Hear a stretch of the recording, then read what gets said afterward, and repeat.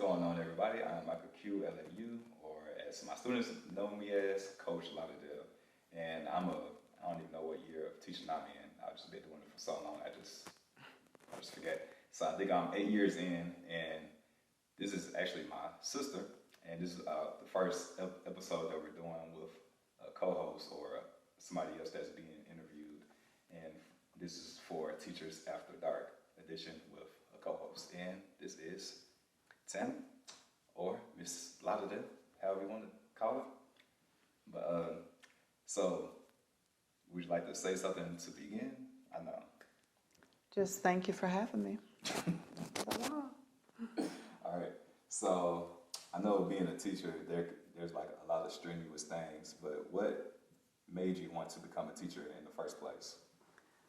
One of the things that made me want to become a teacher is I was working for the Department of Children's Services, and I was visiting with a lot of the students within the school system.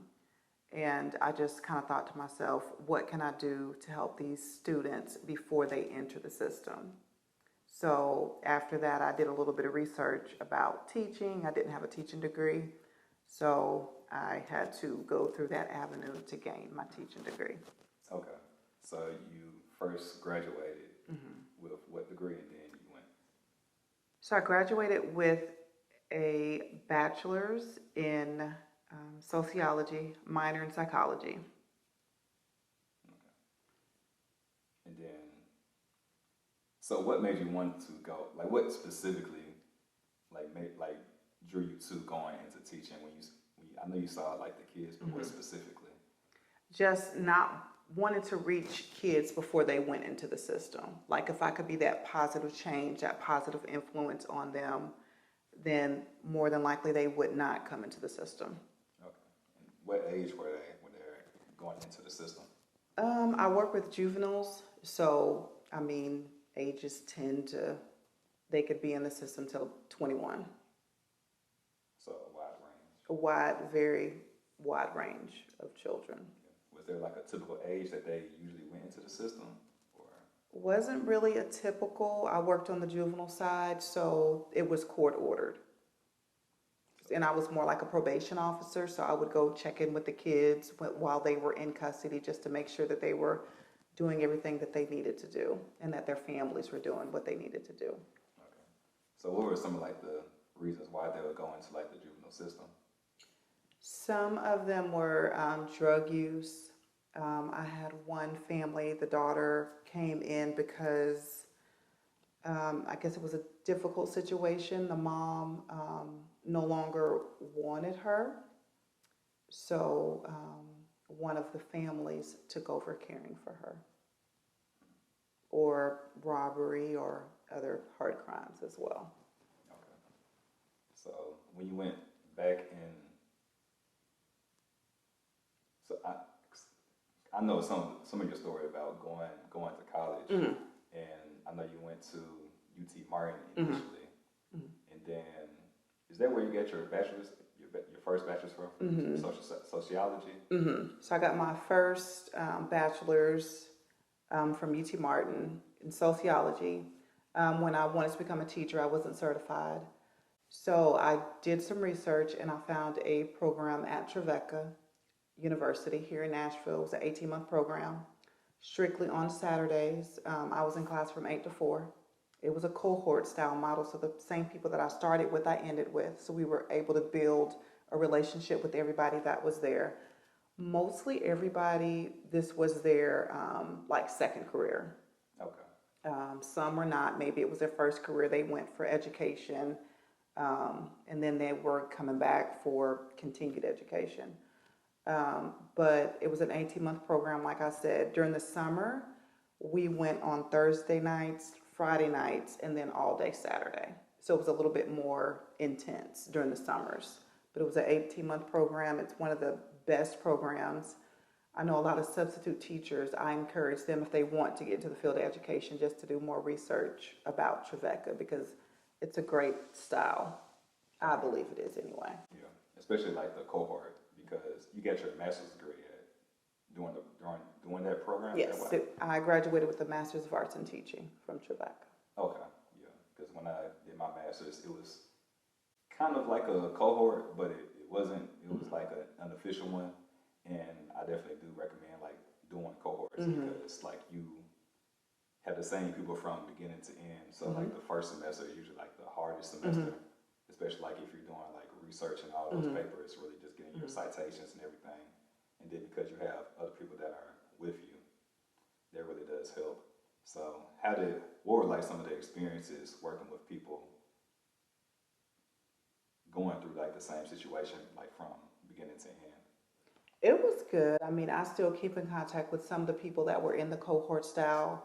You get to learn personalities, who's good in this, who's good in that, who's not. So when we were put in groups or when we selected a group, we kind of knew like, you're good at this. This is what you're going to stick to. You're good in that. Just setting up things, group projects. We knew what our project was. We were able to split everything up and just get everything in on time. We knew that there may have been a person that was, a little slower than others. So we would have to, text that person or call them just to make sure that they were, on track. But, it's good to work with all the personalities because you're going to have that same experience in the real world, working with people and different personality styles and, with students as well. They're going to have those different personality styles. So it was a good experience. Yeah, most definitely. Like the divide and conquer really does come in handy. It does. So with being a teacher, how do you deal with like group work with students? We really don't do a lot of group work. I currently teach first grade. Coming back from COVID especially, we do maybe a little bit of group work. We probably do more group work with probably tasks.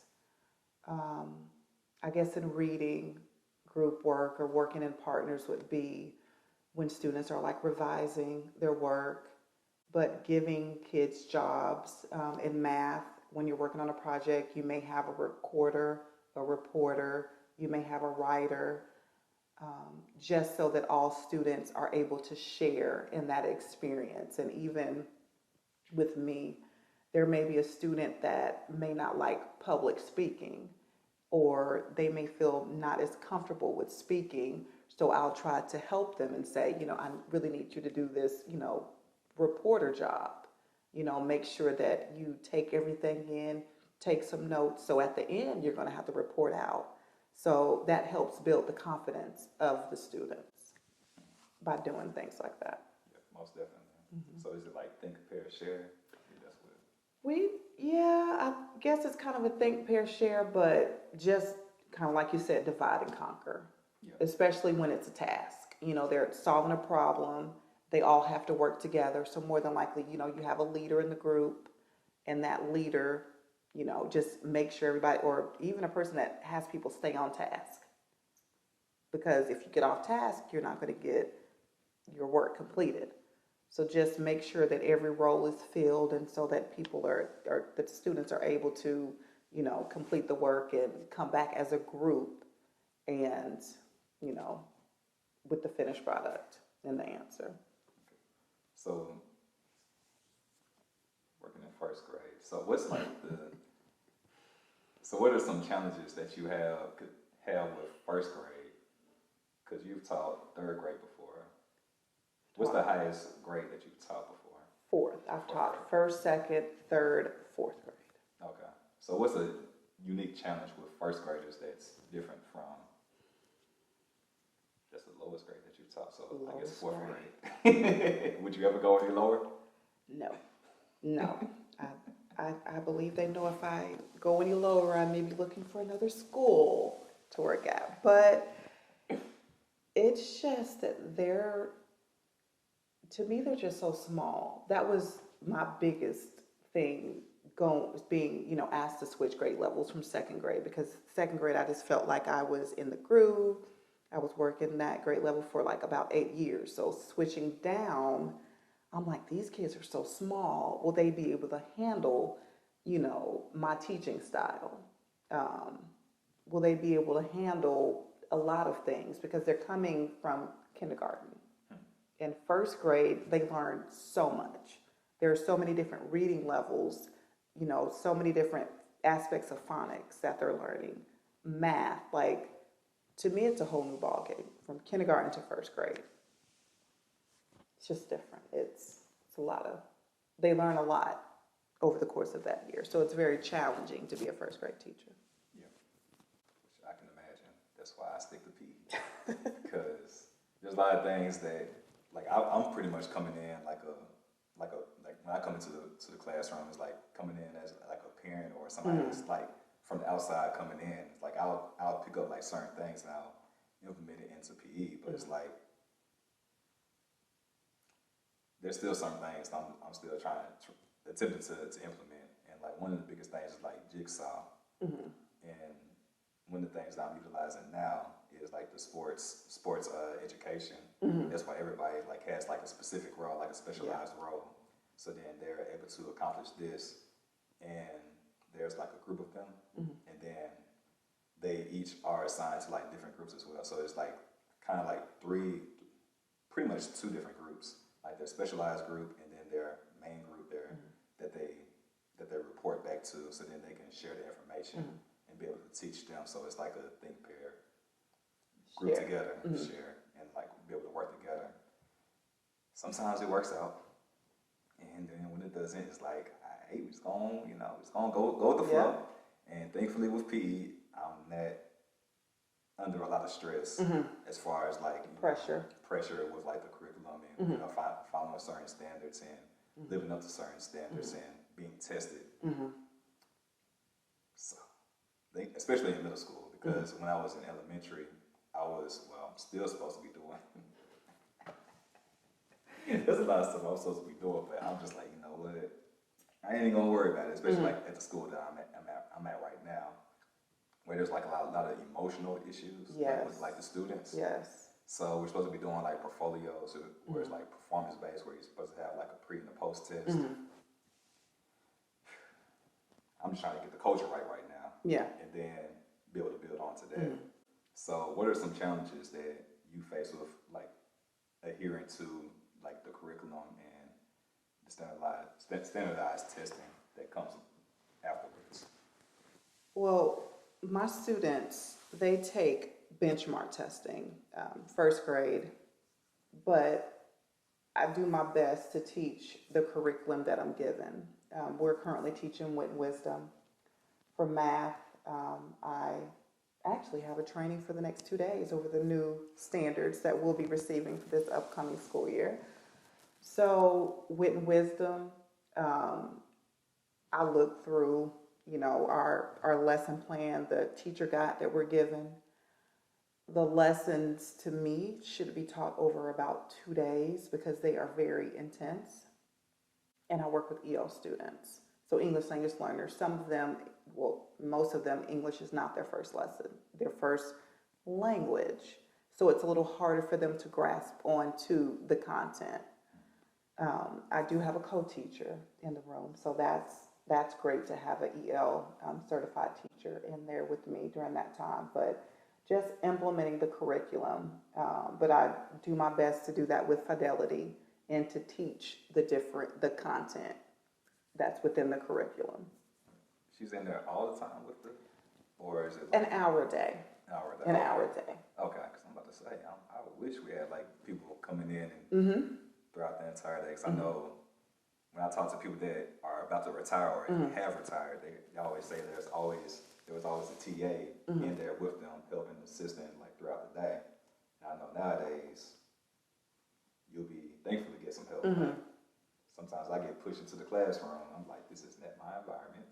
Exactly. However, I'm here, and when I'm in there, I'm pretty much, I don't want to say babysitting, but I'm just pretty much watching the class, make sure we're getting through the work that was left. Get through the work day and finalizing any work that was done, and I'll assist and kind of move around as need be. But for the most part, it's like my school is kind of special. My school is kind of special. But she's in there with me for about an hour a day, and I try my best to make sure that while she's in there with me, we get the most content covered. So if there is any writing that needs to be done, I'll try to maybe switch around a few things to make sure, hey, while she's in here, this is what's supposed to be done today. This is the most important part. So that's what we always try to, get together, and I'm like, hey, this is what's going to be done today. This part right here. So it's worked out pretty good. I've had a good experience with every year. I've been Gen Ed mostly, but last year I was EL, so I had an EL teacher, but mostly I'm a general education teacher. Okay. So that's switched. Mm-hmm.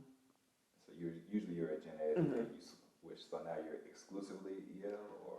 It really depends. When I was in second, we had more teachers that I assume had the EL certification. So I wasn't needed. We didn't have as many kids that were EL. So we were able to still have me as a general education teacher. But this year as a first grade teacher, we had a lot of students that still needed EL services. Okay. So this year, all of the classrooms were EL. Okay. And were you a first grade teacher last year? Yes. Okay. My first year. That was your first year? My first year. That was 2021.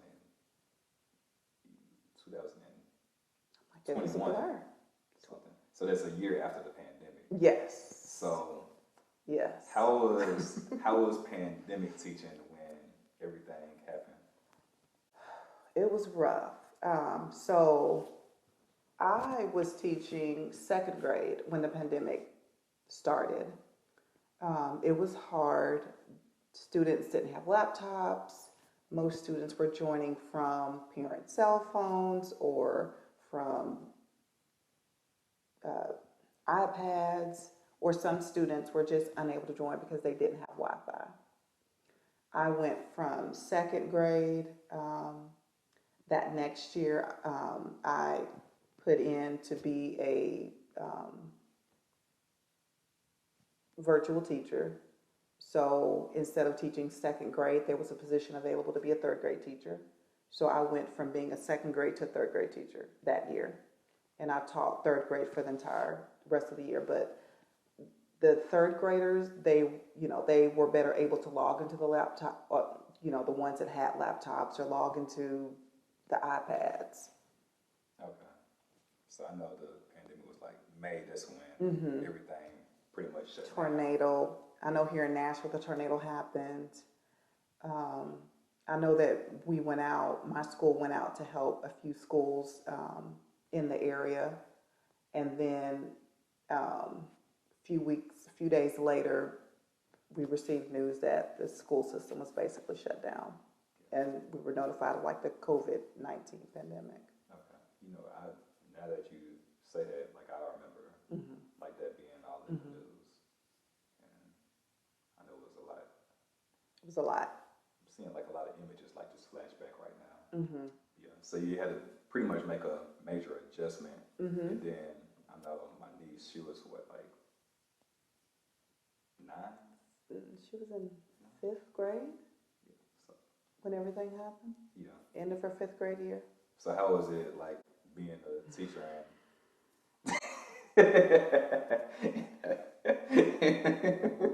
It was difficult. It was difficult. I would say things were different when the pandemic first happened because we didn't have all the things that we had to start the school year in August. That when the tornado happened, the pandemic happened, we didn't have, Zoom wasn't ready, or Teams that we use now. Well, Zoom was ready, but the school systems were not prepared for something like that. So I just remember she was logging in every day with her teachers. Her teachers did their best. She was at a really good school, DuPont Hadley, her 5th grade year.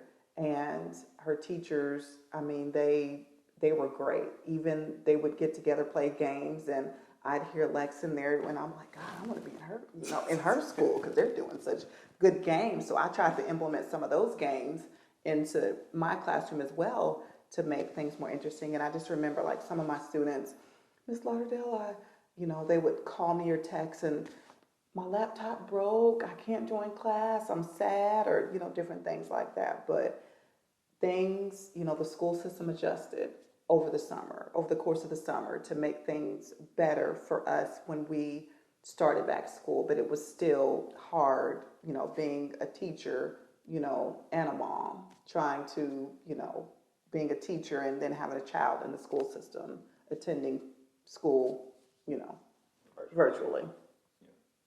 So, completely understandable. I know that she powered through everything. She did.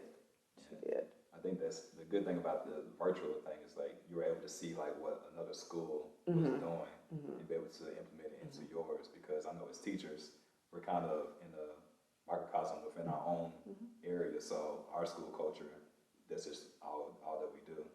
So what were some things that you kind of picked up from the other school during that time? During that time, I know that one of her teachers, especially her English teacher, would do positive quotes. So I started implementing that into my own classroom, and I would borrow her quotes. I just remember she was just very positive. I believe she had a background in cheer. So that was good to hear, her bubbly spirit from the other room as I was trying to teach my students. They just had a lot of different things going on, and all of her teachers were always positive. Her teachers were always there. They were always positive and just encouraging. And I'm trying to remember some of the things that they were doing, but it was a blur. Yeah. I just remember the positive quotes. They played a lot of games. There was one game in Kahoot. Yep. So I implemented Kahoot into my classroom as well. That's something else. Never mind. Dang it. Shabuya roll call, shabuya, shabuya roll call. Dang it. They done made a remix to that. But Kahoot, just playing games with the kids and just being there and doing our best to be positive. And I know some of the kids are like, when is this going to end? I want to go back to school. I miss you, and just trying to do my best as a teacher. So it was a full year virtual, right? Yes. Okay. It was the same in Memphis. So I teach in Memphis, and then she teaches in Nashville. This is where my family stays. As you can see, this is Jeans, Bulliard, Collier. So we're upstairs. We don't have any heat up here because the AC doesn't work. But it's all good because it's cool downstairs. So I actually came in town to visit. It was really a night trip. So I just came in town just to visit and see my folks, and so I was able to drive and do that. I don't know when the next time I'm gonna be in Nashville, so I figured I'll just go ahead and come up and just go from there. So how was it? In the man cave. Yeah, in the man cave. No heat. So you see us it's listening. It's getting fixed. If you see us listening, that's exactly why. But so what are some things? Oh, this is the question I want to ask. So you kind of see like what the other school culture is kind of like from like the teachers and things like that. So what's some key things that you look into if you were to look for like a different position at a different school? So I would ask questions, and I know it's kind of hard unless you know somebody that actually works at that school. So when I meet teachers at a training and different things like that, I might just say, hey, tell me a little bit about your school. How's your principal? With my daughter, she'll be in high school this year, and I attend school. My school's on one side of town, her school's on the other side of town. So I'm interested in moving to the West Nashville area.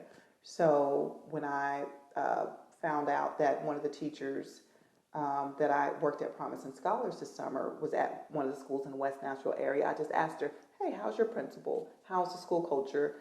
How many teachers are on every grade level? What is your normal schedule like? What are your specials rotations? What is something that you love about your school? What is something that you may not like about your school?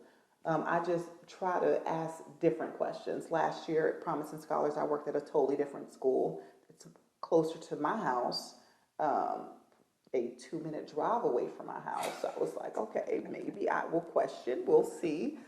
But I just wasn't ready to transfer. So I'm just trying to figure out different people that I know that work at the different schools, just to ask them just different questions about, what has kept you here for 20 years? Or, is there a lot of turnover at your school? Why do you think there may be a lot of turnover? Just different questions like that. Okay. So what type of school would you not want to work at?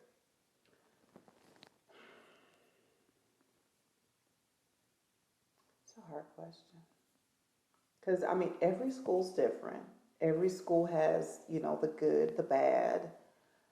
When I was a substitute, I know there was one particular school that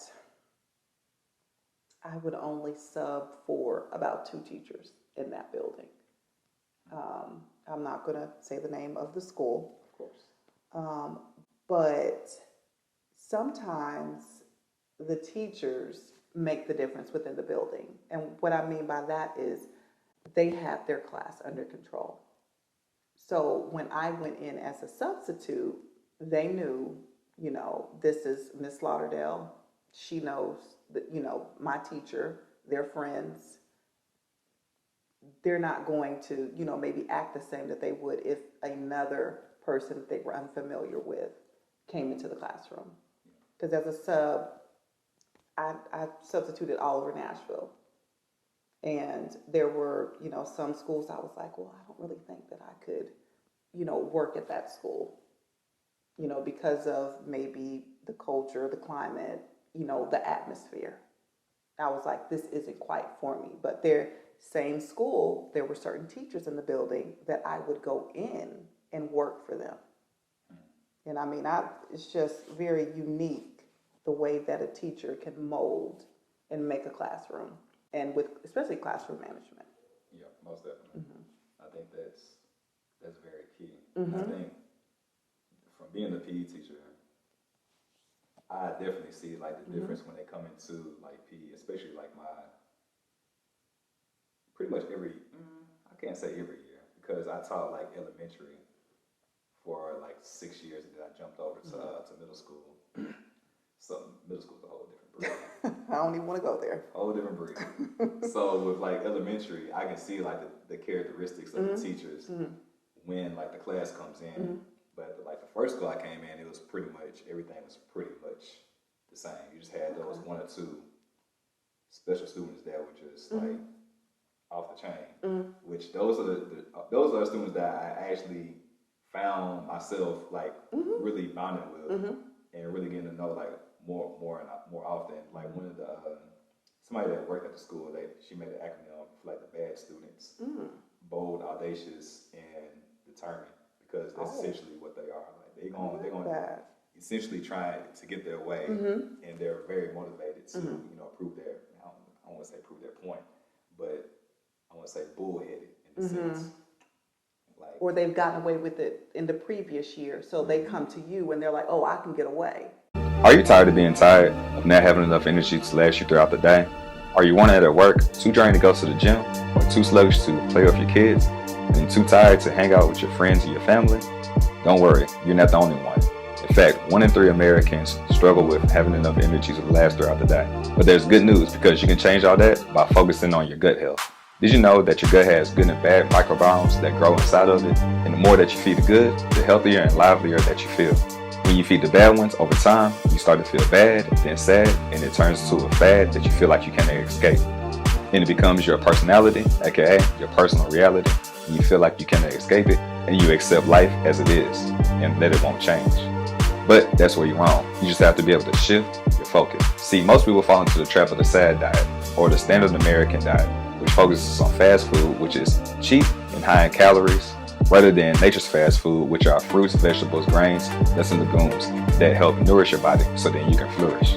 It's also no mistake that 90% of Americans do not eat enough fruits and vegetables according to the daily recommendations, and that's only 5 servings a day. What if I told you you can have the equivalent of 6 superfood salads all in one that's all natural, organic, whole foods? Yes, natural, organic, whole foods.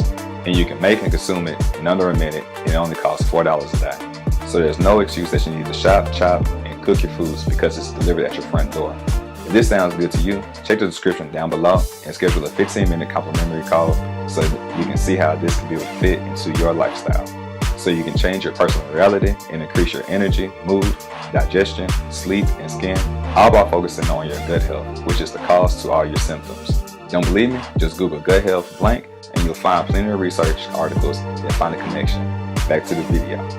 All right, so what do you do to have effective communication?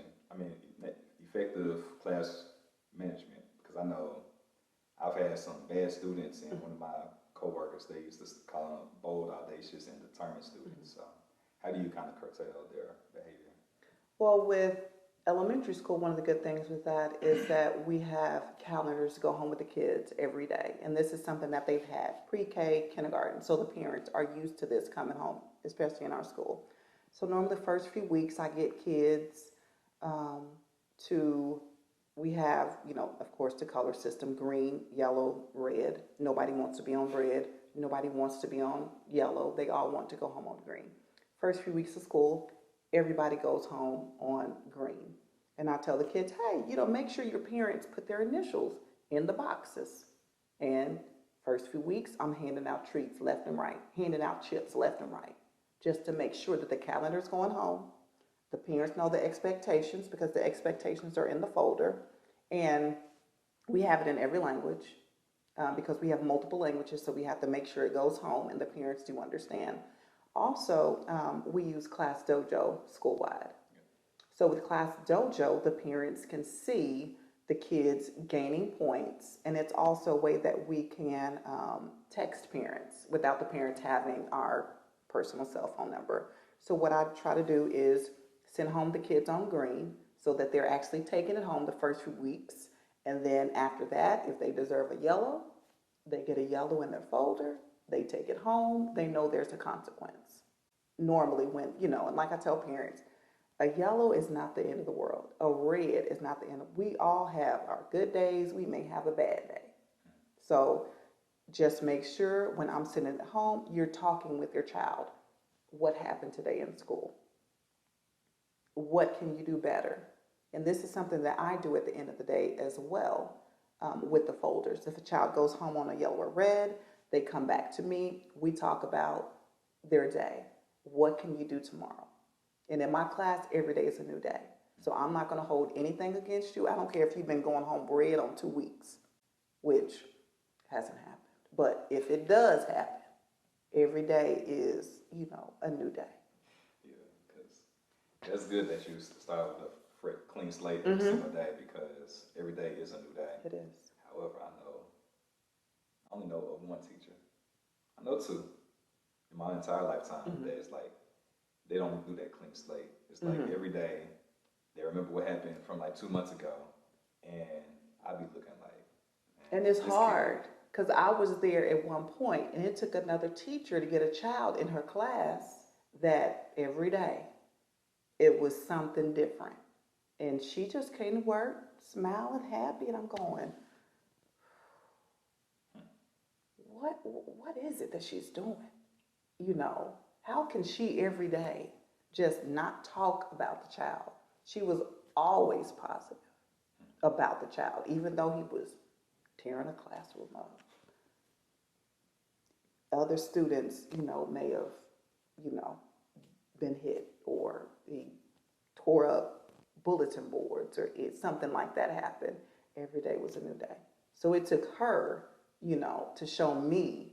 So learning through, people that I work with as well.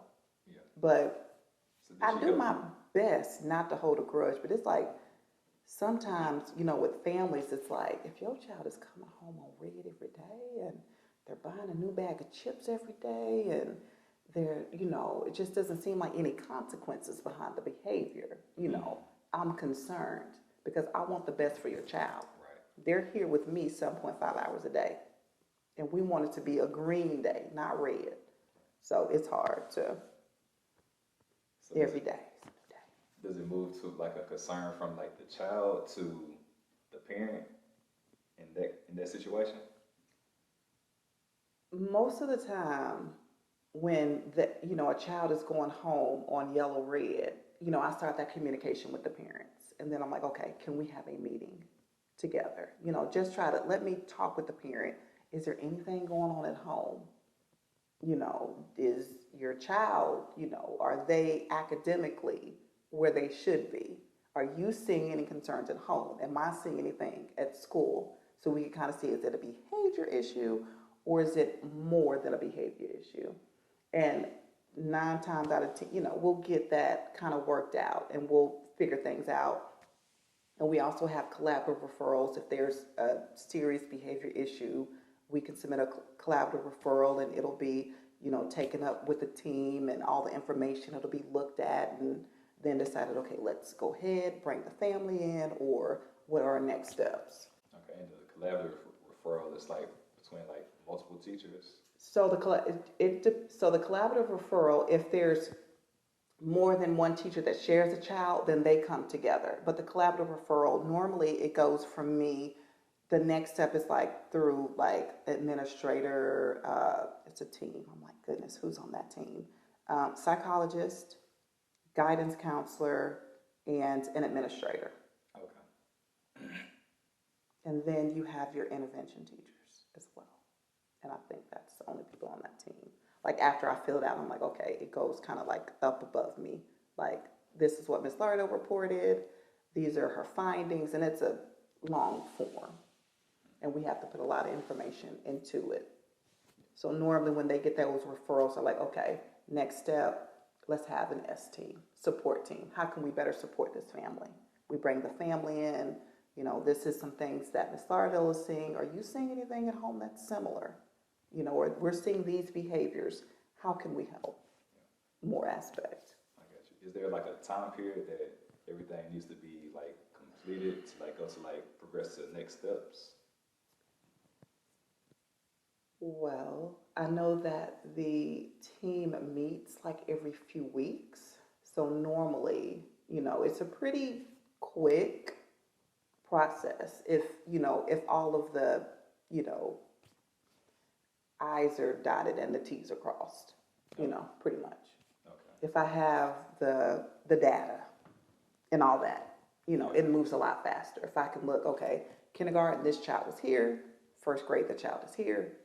What do we need to do? Did the teacher from last year have concerns? And since it is a team, the psychologist is like, I remember hearing this name last year. Same, or this is what the teacher said. Let me look back and see what happened at that S team. Okay. So with that, there's paperwork behind it.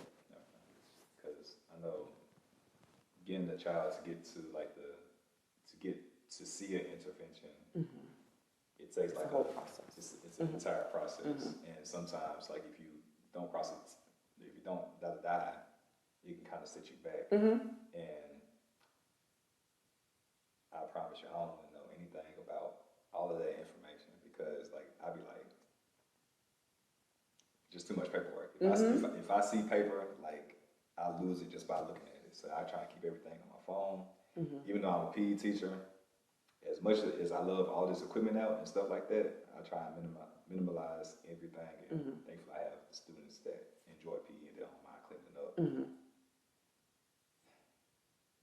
Probably like 5 minutes after we're supposed to be trying to tell them to like line up and clean up and let's go. To learn more information about PRM and the family of products, check out the description down below to set up a 15-minute complimentary call, and you can also check out the website. You're just one click away for a better life. Your health is too important to continue to push it off. Go ahead and check out the website and see if a product fits you. So it really seems like there's a lot of paperwork that goes into starting the process of doing an intervention. So I know in my school, I know they do a lot. And I try to like act like I'm curious, but I'm like, nah, it's too much paperwork because I be trying to get away from everything. So what's the hardest part about being a teacher? One of the hardest, I guess a lot of different aspects of what makes it hard to be a teacher. We have legislators, people making laws that have never taught a day in their life. That makes it harder on us. I mean, of course, the pay, but I didn't go into teaching for the pay. The curriculums that change every few years, not being able to really learn the curriculum and implement it, Before it gets changed before it gets changed again, or you like something or you don't like something. And, the curriculum I'm currently teaching, when it comes to Black history, where does it normally start? It doesn't start with, normally, slavery, civil rights movement. So is that where my history started? Right. Can we teach, so I just do my best to, first grade, we don't have a whole lot with Black history. That starts more second grade and it kind of builds on, with the curriculum. But making so many decisions within a day, teaching so many different learning styles. Yeah. If something doesn't work, you have to adjust. You have to adjust. It's kind of like being like an NBA player. Like you have a move, and then you have a counter move, and then you have a counter move to that. And it's like, but with NBA, you have your team, or you have your coach that you can go in the corner with. In the classroom, it's me. I have to be able to navigate. Yeah. So that's where it comes into, play with me knowing my kids, their learning styles, just everything. Yeah. So instead of basketball, it's more so being like a tennis player or like a track athlete, individual You just out there. sport. Just out there. You just look up from time to time, like, yeah, that's all you can do. Yeah. Yeah. I don't get you this time. And sometimes it's a hard day. Sometimes I'm driving home in the car, quiet, no music. Like, what didn't quite go right today? Why didn't, such and such get what I was doing? Mm-hmm. Why was such and such in the corner over there acting up? Yeah, a lot of playback of mm-hmm. everything of the day that happened. Mm-hmm. Yeah, it's a whole and lot with the of curriculums moving quick, I can't necessarily go back and reteach. So just knowing the curriculum to where when it comes up again, I know to hit it hard right there. So hopefully they'll, get it or try to get some homework together. And that's another thing, homework. Do the students have to do the homework? On report cards, it's a 1, 2, 3, 4. Back when I was growing up, if I ain't turning homework in, they were calling home. Or whatever they did back then. I don't know what they did, but I turned my homework in. I wasn't getting in trouble, At all. I'm playing outside. No, okay. I'm over there doing my homework on the bus. Okay. I gotta call home. I gotta call mom at work. Can I go outside? You doing homework? Yep. Cool. Right. And these kids, it's like, you're growing up, the parents are working 2, 3 jobs to make ends meet, and accountability is not there the way it used to be. Yeah. For us. A lot of parents are burdened with working multiple jobs, and I definitely see a lot of that. I know one of my best students, her mom was supposed to be going into like a manager position, but like the person that was over her was kind of like doing like some fugazi type stuff, like trying like just egging her on and things like that. And she was like one of my best students like I've ever had. Like she wasn't athletic, but she was just very smart. She was like one of those students that they just like cool with. They just like say smart stuff, and it's like like I wish you well. I know that you're gonna be doing well, especially like being in this type of environment and you're this type of person with this pure heart. And it's, just one of those type students. And actually she wasn't even a PE student. She was like in art or whatever. But like every time like the art teacher wasn't there, I was like, had her. It's her me. Put on my clothes. Right. So it was always good, especially like talking to her like in the morning time. It's like one of those special things that I enjoy doing, like as a PE teacher. Now I'm able to like just go anywhere that I want to without, anytime I'm not teaching, I can just go wherever I want to and just do kind of what I want to do. And it's like they see me as like helping out or just being more of a part of the community when really it's just like I may just be bored and I'm just talking and seeing what's going on. Sometimes you gotta see what's going on in the building. When you're in the gym the whole time, don't nobody want to come out the best place to be. But yeah, it's just one of those special things that you can do. And going back to like the story, like I didn't see her the pad the next year, which was actually this year. So hopefully her mom got the promotion and everything because she was working like a good doing like 10-hour shifts, doing the work of the people that were below her and different things of that nature. And she was really looking to get that bump and just go from there. All right, so 2 more questions. It's just gonna be rapid fire. So you gotta choose one thing. What's the hardest part about being a teacher?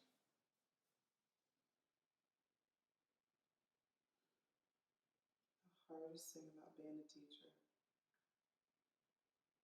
I'd say the changing curriculum. Because by the time that you get used to teaching the curriculum, it's changing again. So every 2-3 years, it seems like everything changes. And that kind of comes from legislation. Just legislation, or things really didn't work out with the curriculum, or a different company, or they're trying to make sure that the standards that we're teaching is within, the curriculum kind of that we have.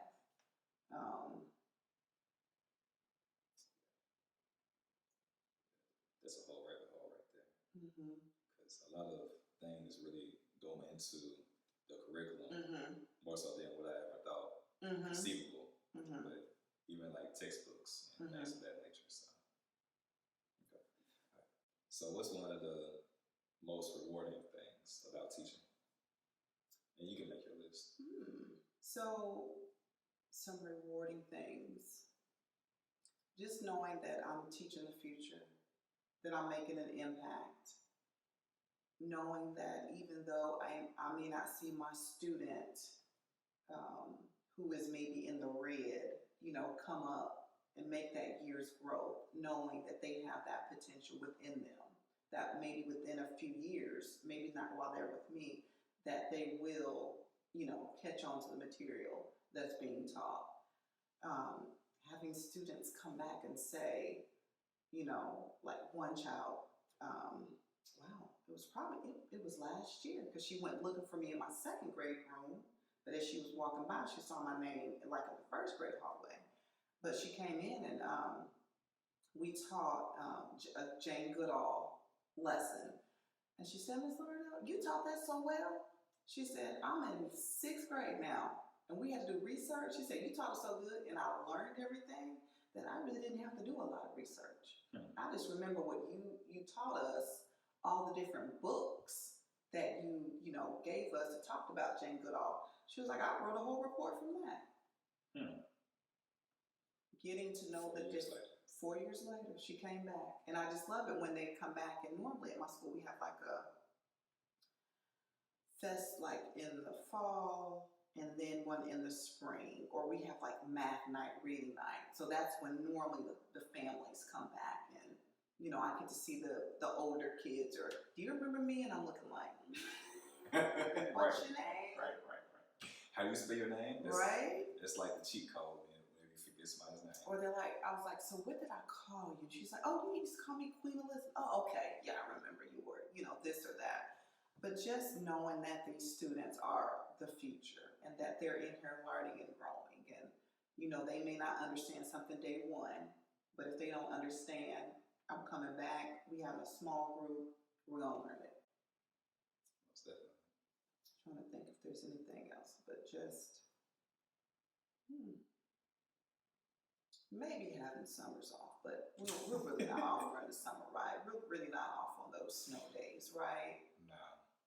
So we're probably grading papers somewhere, or looking at lesson plans. What do I need to teach? What didn't go right? Trying to maneuver back, or recovering, because being a teacher, making so many different decisions, you know, especially having unannounced observations. You know, that's stressful in itself, but, you know, I just roll with it. Yeah. And one thing that I found out is that teachers actually make more decisions than a doctor doing a procedure. And because you have so many variables, and I mean variables by kids, and depending on how they're doing that day, and depending on the lesson, depending on what somebody else is doing, there's so much going on that you have to make so many decisions like constantly, and you really don't get like a mental break. And even though sometimes you maybe like sitting down, you're constantly thinking about, okay, this needs to be going next. I need to be getting this prepared. During lunch, I need to be doing this, making some copies, or okay, maybe I need to buzz a friend to make some copies while I can be able to work together in order to get things done. And even as a PE teacher, that's why I enjoy doing PE, because I do make a lot of decisions. And you just have the kids for an hour, you know, and one thing that I found out, if something happens in my class, it bleeds over to PE, because the PE teacher doesn't know. So it's being a teacher, isn't it? At all. And especially middle school, because middle school is like different. Thankfully, I teach 3. I'm like the best defensive team ever, because I'm 3 and out. We're gonna play first, second, third, and that's it. Ain't no fourth. Wow. And I'm out. And that's the secret about middle school that I found out this year. And elementary is great because, you know, they're smaller, they're you know, more malleable. But the schedule, that last year that I was at the school that I was at, there was like 2 days to where I only had like 1 break. And then most of the on like Fridays and Thursdays were repeat days for people that already had PE, except for like 2 classes. So that was these principles are like a new breed now, like, because usually you just do like 1 time and then that'll be it. Ain't no more. No, not that anymore. That school that I'm at, but then now it's matriculating into other schools too. So I think I'm going to stay in middle school and be 3 and out and deal with the hormones and everything else. Yeah. Ooh, good luck with that. That's all I got. maybe to get Lex on a different schedule to go in later with her schedule, but just looking at options. Most definitely. All right. Any words of wisdom for new teachers?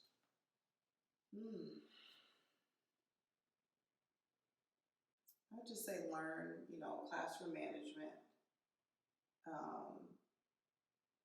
Buddy up with a veteran teacher, mentor. I hope the schools have a mentor teacher so that teacher can lean on. Rest, get plenty of rest. On weekends, do things that you like to do. Don't take all your work home. I know my first few years, it was, working later hours, bringing things home. Just find you some good people around you, some good teachers around you that, especially on your grade level, that you can kind of partner up with and work with. Each day is a new day. It is what it is. Kind of do your best. Hey, it is what it is. Teach the curriculum. Turn in your lesson plans. If there's an issue, talk with the administrators. I think my administrators and we have a great relationship. Find you one of the administrators. If you're finding that one you can't really talk to, there's probably another one that you can sit down and talk to about different things. Just be wise.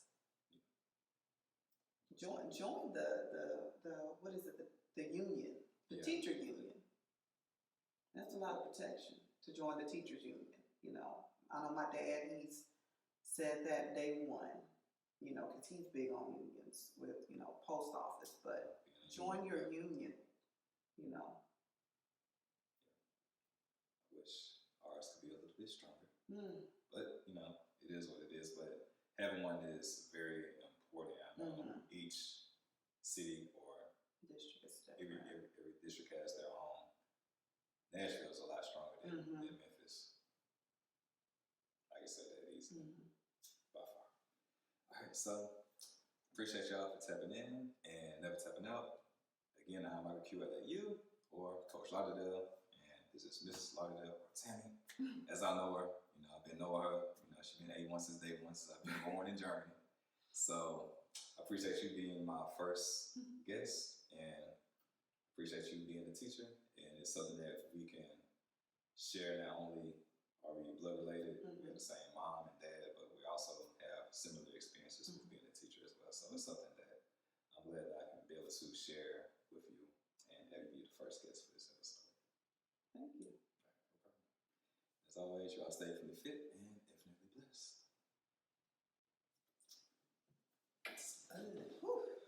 That was long.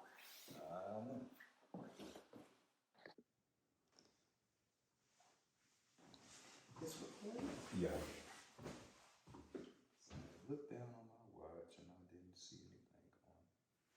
That sounded like that was on, but I didn't see it then. I knew it was bad.